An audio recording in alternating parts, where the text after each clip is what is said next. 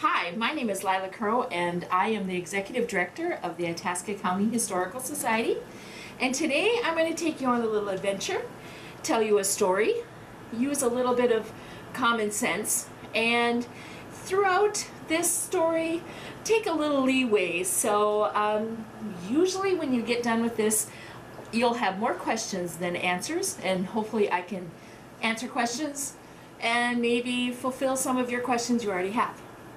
So today we're going to tell you the story of the pitcher Grace. The pitcher Grace has been with us for a long time, and a lot of people just assumed, oh, you get it for a wedding present. It was just kind of fun. You'd open it up and say, oh, I got a pitcher Grace. But we know that there's a story behind the pitcher, and we didn't start to tell this story until after the year 2000.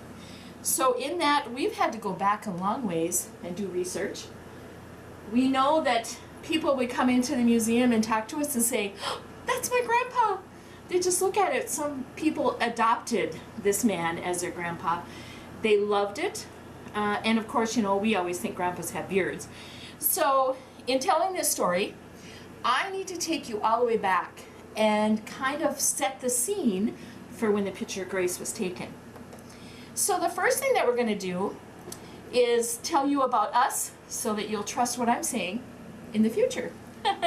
We moved into our new building a little over a year ago, and if you come into Grand Rapids, it's on Pekegama Avenue, right real close to the mill. It used to be what a lot of people here call the old Corcoran building. We just love it. Gives us lots of space, and we tell the pitcher Grace in our museum. So as a tourist comes in, they can also see the story. We have the Cardula Research Center. Genealogy, we have genealogy classes in the spring and in the fall. And the Cardula Center has all the information covering in Itasca County. If we get information from other counties, we collect a little bit on Hill City because it's so close to us, and a lot of people connect us more than they do Aiken. But we work with all the historical societies to share information. But generally, when you come into the Cardula, it is on Itasca County. We do help people to do research on Ancestry.com, and we do have that in our library. Now what I'm going to do is take you back, and we're going to go back to approximately 1918, 1920. A lot of people say the picture was taken in 1918, and some people say 1920. We don't know for sure. And in asking the photographer's kids, they didn't know for sure either. So we just say approximately 1918, 1920. We do know, according to the census, that the man that's in the picture was here during 1920. So I'm covering about 10 years in that location. Our president then was President Woodrow Wilson. We were 48 states at that time. Ooh, you think back, it seems like such a long time ago, but not really. World War I had just ended, so of course World War, the after effects of that were with all of us during that time. So even you can tell in this picture that that was there. Minnesota had a Republican governor, which was pretty much a rarity, and his name was J.A.A. Burnquist. Not a real popular governor in research that we've done, but he did hold us kind of together because we just got done with the war. Minnesota, the people were men were coming back, people were getting their lives in order, and he was here, helped us through that transition. We had the flu pandemic. Now, this is the serious part of talking about the pitcher Grace, because unknowing to a lot of people in this area especially, you just don't even think about having a major flu outbreak, but we did. Oh my goodness. And Beauvais, the town that we're talking about, really got hit hard, mainly because it had dirt streets. The houses were built very, very close together, and it was what we consider a shanty town. Coleraine was built a mile away. Coleraine had their houses spread further apart. Their streets were paved. Their sidewalks were made out of wood. They were pretty much a different whole community, but Beauvais really got hit hard. This is a real old picture of Beauvais, and it's kind of unique because the old cars, it had about 600 people 24 bars. It was the worker town. You could say the miners, when they got off from work, they hit the town. And there was quite a few families though, and it was a growing community at that time. To have that many people, 600 was pretty good. Eric Enstrom, the photographer of the picture Grace, came to us from Sweden, and he started looking at Bovie. As you can see, it was a mining town. The mine was built right next to it, and people there read everywhere. So now, with the mines starting in again, a lot of people have complained a little bit about the red dirt. Well, imagine back then, it was everywhere. You had them in your dirt streets around your town. As Eric came over from Sweden, and he went to a photographer school down in the cities, Minneapolis. He was a walk-in salesman, so he knew photography. He knew sales, how to do sales. But him and his wife looked for a community that they could feel comfortable in. And in Bovie, this is a lot of people talk about, especially if you do research on Eric Enstrom. Don Bosey did a lot of that. And there was a Swedish minister that was in Bovie. So when he came to Bovie and went to church, in the church, they spoke in his own language. And we just felt like that was more comfortable. And he thought that Bovie was a progressive town, that it might grow into being something bigger. So he came here. He had 6 children and raised them in the community that was small. Everybody knew each other. Oh my goodness, everybody went from door to door. As a photographer, he was very particular in how he did his advertising, how he did his marketing, and he started to spread out and became well known as the photographer to go see, even out running anybody in heavily populated Grand Rapids. They would go to Bovie to get their pictures taken by Eric. He was well known for that. This picture is kind of special because we just think that in all that Eric did, he posed his children a certain way. This little girl's mother came in and said, "This is how I want you to take her picture." And he refused at first. And the mother came and told us a story that he just would not. He said, "I'm not taking a picture that way." Well, she just said, "Well, then I'm going to go someplace else." Well, that offended Eric. So he said, "I'll just take one." He took it and fell in love with this little girl and that pose. So we know that he liked the folding of hands. So this is kind of the first clue in that Eric was already dreaming about it. He built a studio, and in 1909 it burned to the ground. And well, as you can see, not totally to the ground. He did have a $2,500 fire insurance. It was $4,000 to repair. He rebuilt the studio. He's standing actually here in the doorway. And in 2 weeks, he had enough help around the area that he only didn't take pictures for about 2 weeks and started taking pictures again.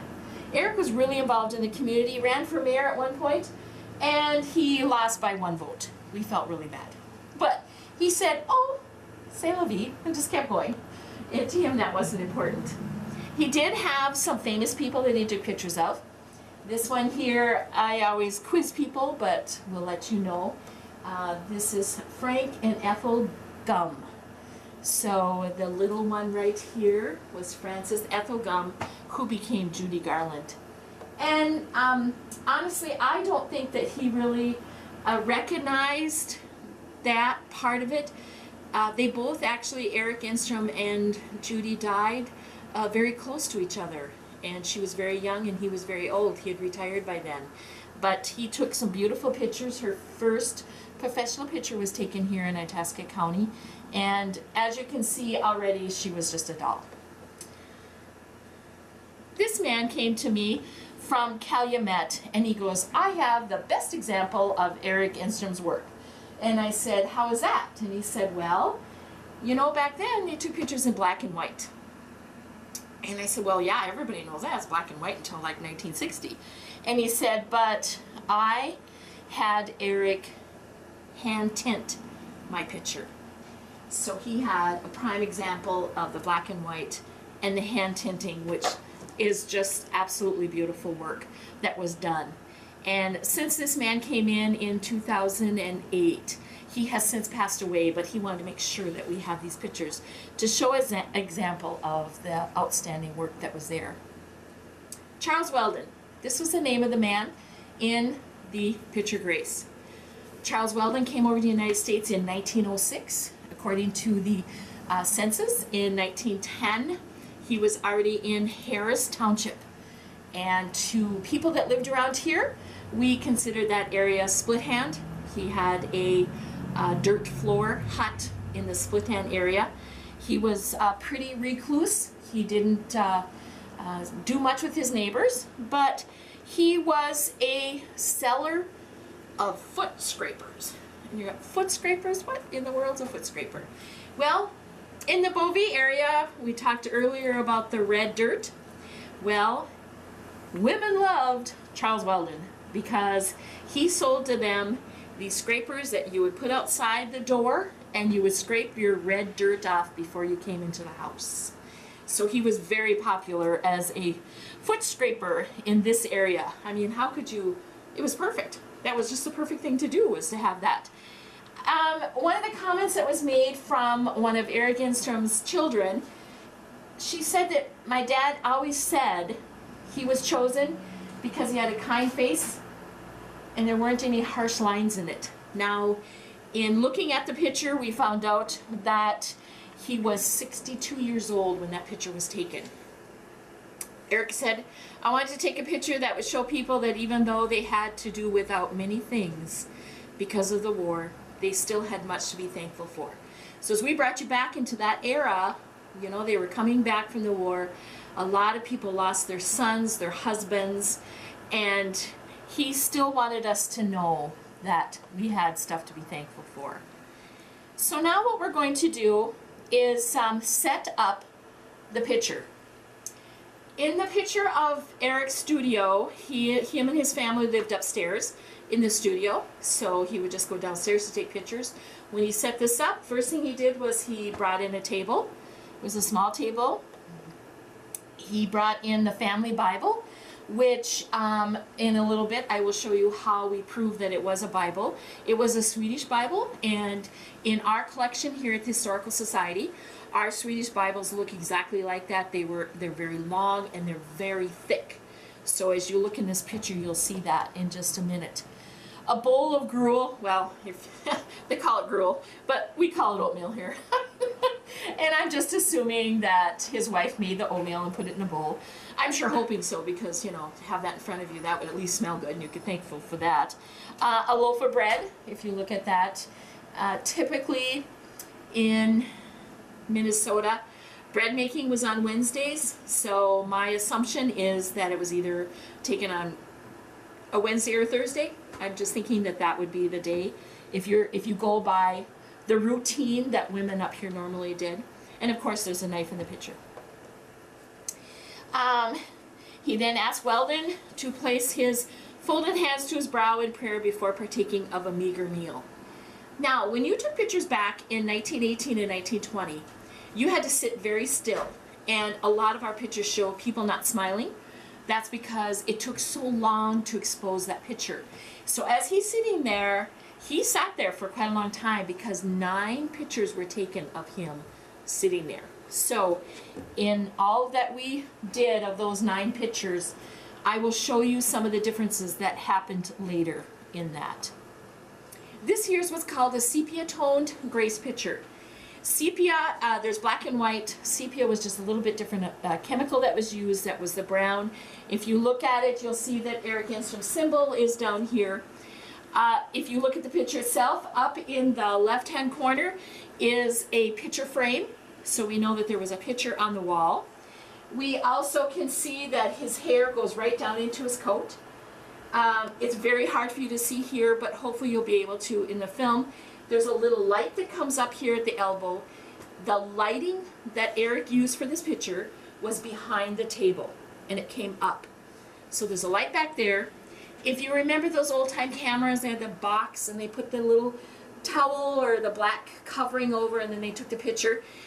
We have the camera that was used to take this picture, and that's what he did. It's very large. You look into it, and Charles Weldon, as you look in that camera, would have been upside down, because that's the reflection lights in those cameras was upside down. So he took 9 pictures. This one here is a black and white that was found at an auction down in Colorado, and the man was so excited because it was black and white. He'd always seen a colored grace, he'd never seen a black and white, and it was a photograph, and he was just so excited when he saw this photograph.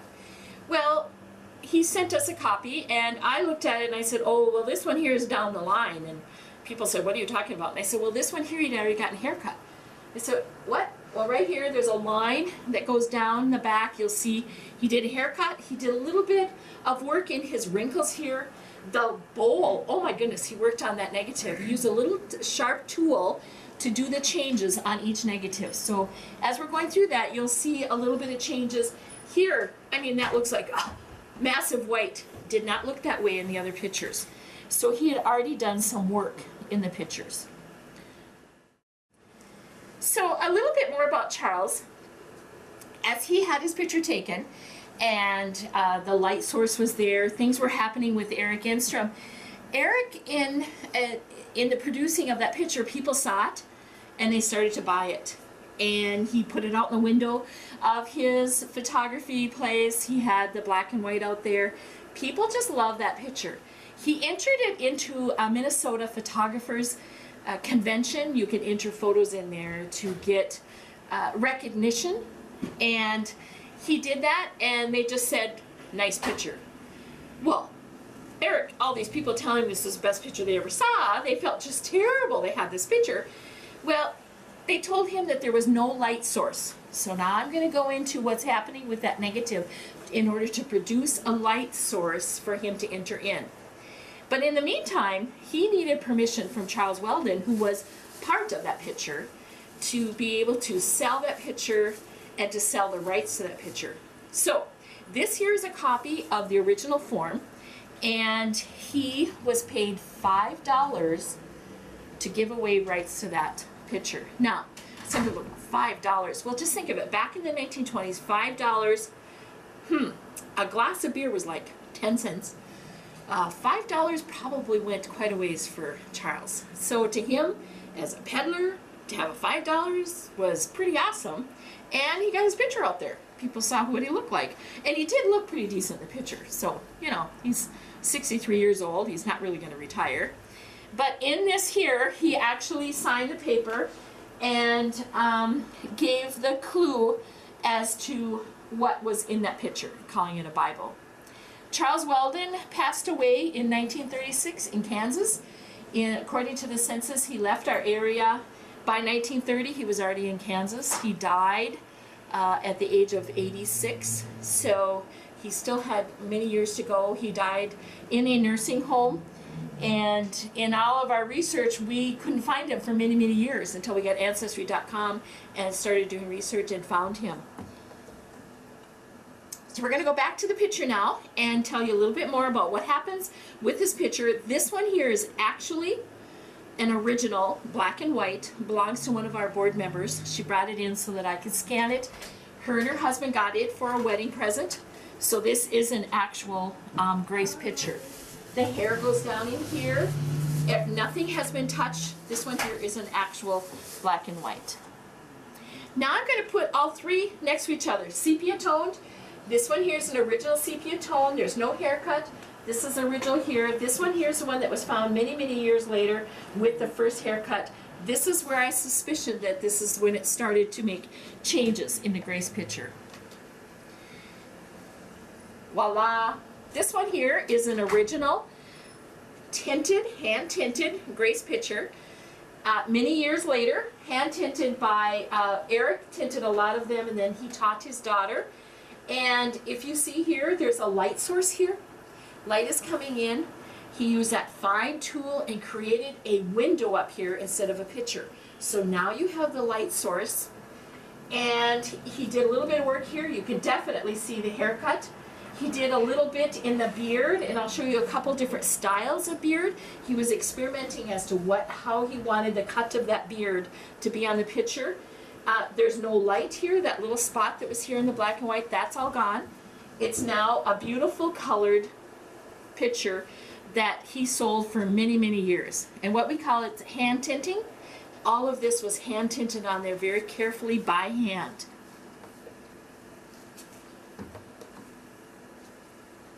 On the back, there was a prayer that was put, written by C.C. Peterson here in town. Quite a few years later, they attached it to the back of a lot of the pictures that went to the weddings. People would get it for a wedding present. Lord, there may be many homes that are larger than mine. There may be tables groaning with food and drink in abundance. There may be riches in supplies and appointments. There may be conveniences on every hand, and there may be physical assurance that tomorrow will bring still more. But Lord, you have been with me until this day and supplied my necessary requirements. On that assurance, I rest my belief that you will bless my efforts if I apply them to the best of my ability to carry on. I am content. Amen. This prayer was adopted by Eric and put on a lot of his picture graces. Okay, so here's another sample of another one that was given to the mayor of Duluth. This is Eric Enstrom. He's older. I believe at this point he was already retired. But you'll see that the beard looks really funny. It was hanging down there. The picture, or the window, was not quite done in there. So one of the negatives he had taken, and he didn't quite put enough of those rays in there for this one here to really make sense. So this was another sample of the experiment on which he was working with it. Eric Enstrom, when he passed away at 92, he had 6 children, and it's now the year 2014, and I believe only 2 are remaining alive today. He sold the rights to the picture Grace to Augsburg Printing Company, and Augsburg changed the picture somewhat, made it look more like a painting, and they had the rights to that for 65 years. They sold it worldwide, and that's why today people, if you go to Japan, China, Australia, anywhere in the world, they know the picture Grace. We also have its home place where it was made up, and on the water tower it says Picture Grace. All of their signs, their street signs, is so cute because after that Augsburg did not renew the copyright in 1995, and it was available then for public use without getting permission from the Augsburg company. Grace is based on a simple theme that embraces every race and culture in the world. So when our group of people got together to propose it to be a state photograph, this was what some of the things that we used, and getting all of the signed signatures in order for it to become the state photograph. It was black and white, so in approaching it, one of the things that they have issues with was the Bible, and so then some of the groups started calling it a dictionary, but we know that it was a Swedish Bible. Thanksgiving, prayer, blessing, benediction. A short Thanksgiving before or after a meal is what we attach to that picture in order for it to pass through. This is it. I had, Lauren Solberg was our representative at the time that this picture was taken. I called the secretary and I said, listen, I need a picture for my presentation I'm doing. So she ran down and took a picture of it in the hallway where it's located. Has a little theme here, it's a black and white. And then I put it in the program, my first showing, and there's this big huge light across his head. That was her flash. I said, you know what, in all that we have. So one of these days when I'm down at the state capitol, I want to get a really good picture of it on the wall, kind of back up so I can show people from Itasca County where the picture Grace is at the state capitol. Here is another showing of that original Grace that we are so happy to share with people here.